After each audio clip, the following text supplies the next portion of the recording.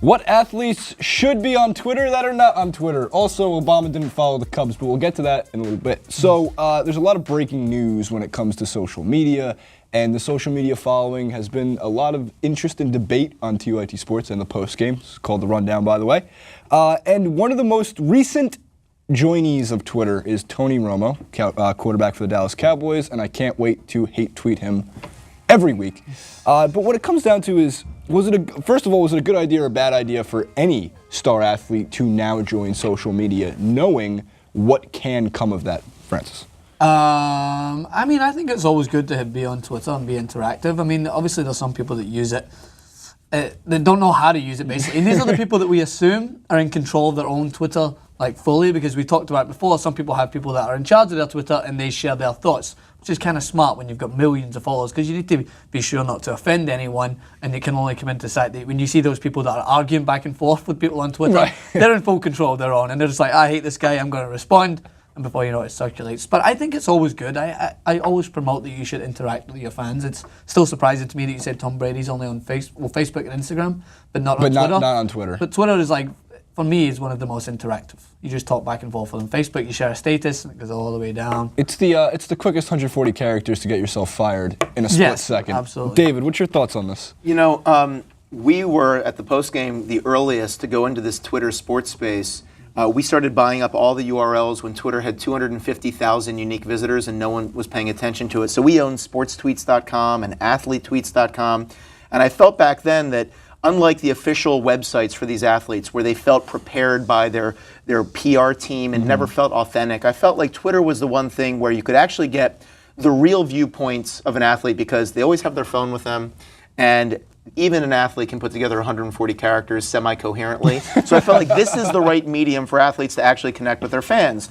So when we created athletetweets.com, the early days of Twitter, we were going out and trying to find out which were the authentic accounts, because back then it was like the real Shaq because someone else had Shaquille O'Neal, right. And you had to go figure it out. And we would call teams, we would call players, and the teams and the agents didn't know whether these were the official accounts of these players. So we curated the first 50 athletes that were on Twitter. It was the Lance Armstrong, Shaquille O'Neal days back in the day. And back then we used to say that Twitter's a loaded weapon. It's like carrying a loaded gun in your pocket. You have to be very careful with it at all times. Today, I think social norms are such that people are expecting it. Fans are expecting it. This is the way you have to connect with your fan base. And I think for the top upper echelon athletes, they may feel like they're above it, or if they're doing it, candidly, they probably have a social media team doing it and it's not them. Right. That's why the more interesting conversation occurs with the athletes that are one or two tiers down, where it's them managing their real personalities on Twitter, and you as a fan get to see who they really are as people. Yeah. I agree. I mean, so when it comes down to, first of all, you didn't buy FrancisMaxwell.com. I know, I wish you did. And you really upset I should me. have. And buy me some early days. And new followers, and too. buy me some more followers. We wanted Jason Rubin. We were going to, at Captain Rubin. Right. Yes. But he's taking... Also, by the way, how is Lance Armstrong's Twitter handle not at one nut? Because that would just be so much better than at real Lance Armstrong. So he went for it. Yeah, but I mean, when it comes to Lance Armstrong, any jokes kind of go now after what he did. You're just like... He did juice. Yeah, that's what I'm saying. He had a competitive advantage. But so other big news in Twitter this week, President Obama got his own Twitter at POTUS. Not bad. President of the United States, which we just talked before the show, was probably just commandeered from Twitter, because I'm sure there was at POTUS, at real POTUS, at fake POTUS, at tweets from POTUS. I'm sure they bought all of them, because I'm not sure if anybody remembers when there was the whitehouse.gov or whitehouse.org. It was a pornographic website that the White House had to go and buy the domain name back from because too many kids were like... That explains our budget deficit. Right. Do you think Sarah Palin had to do that as well when you had that monster that was called Nail and Palin? Right. Of course. Yeah. We're going into own your IP. Yes, that's the lesson here is own your IP. And there's people go out and just buy a ton of IP addresses for the future use of, like, maybe someone will pay me $1 million to get this back, because you never know what companies get started. But here's the big news with Obama, and I'm going to deflate this mess in about a second.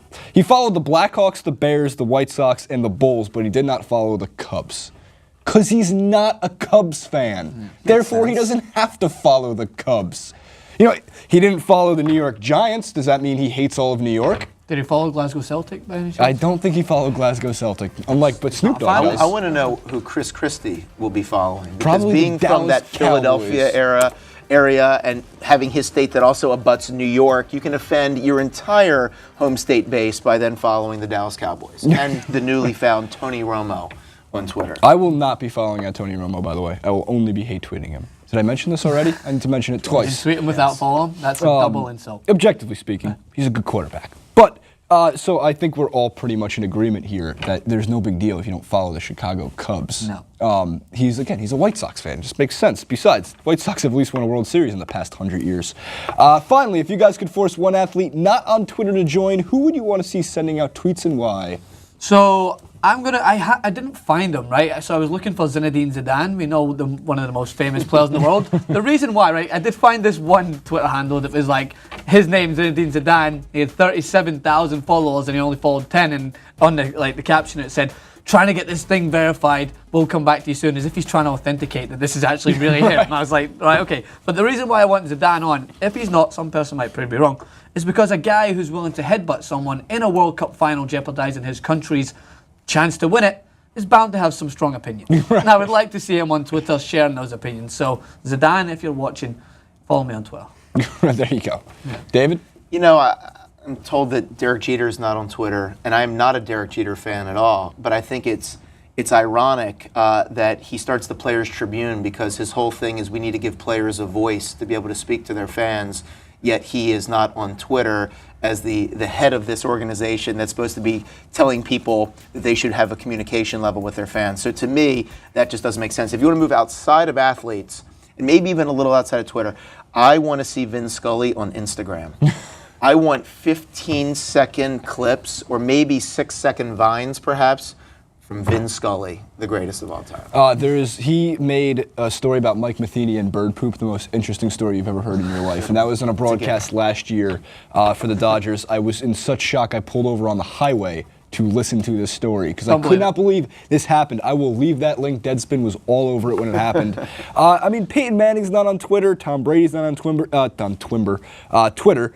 MJ's not on Twitter. I would love to see Michael Jordan on Twitter for the reason that when you are the GOAT and you are the greatest of all time, you really can just smack talk any single NBA player because you've done what they haven't. Even Magic Johnson, who doesn't shut up on Twitter. Magic, who trolled the Clippers this week, which I thought was a little out of character, but awesome. Yes, I agree. I mean, MJ, he would troll everyone. Everybody. It would be amazing. It'd be his Hall of Fame speech times 1,000. I'm all for it. Leave who you think should be on Twitter that is not, and let us know if you actually care if Obama doesn't follow the Cubs. Cubs fans, you're allowed to be bitter, but you need to win a World Series before you can actually provide any kind of worthy commentary on whether the President of the United States is following you or not. What has this been? This has been The Rundown with David Katz. The Rundown. This is Francis Maxwell. I'm Jason Rubin. Click on David to subscribe to the postgame. Why can't I say subscribe today? Click on Francis to subscribe to TYT Sports. Check out thepostgame.com. Check out our YouTube channel. We're everywhere. There's 15 different things to look at. Yeah. We'll see you next time.